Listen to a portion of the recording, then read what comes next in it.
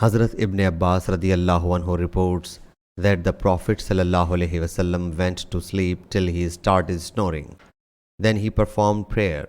Sometimes he sallallahu alaihi wasallam said he went to sleep till he started snoring, then stood up and performed prayer.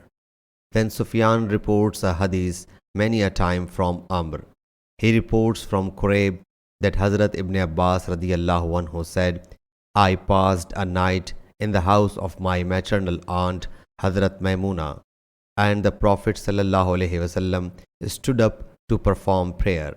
When a part of night was left, Allah's Apostle sallallahu alaihi wasallam got up and performed a light ablution from a hanging water skin. Amr describes the quality of his light ablution during which one should wash the limbs once and be economical in using water, irfan. And he sallallahu alaihi wasallam stood up to perform prayer. I also performed an ablution similar to him and then stood up on his left side.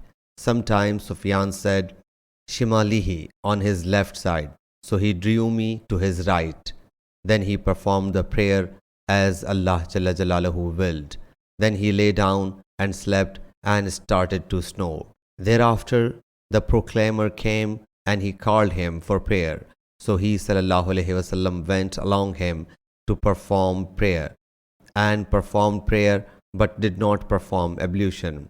We said to Amr, people say, the eyes of Allah's Apostle sallallahu alaihi wasallam sleep, but his heart does not sleep.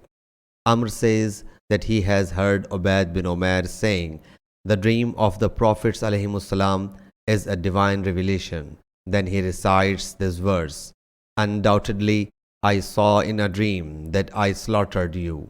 Surah Safat, verse 102. Sahih Bukhari, Hadith number 138.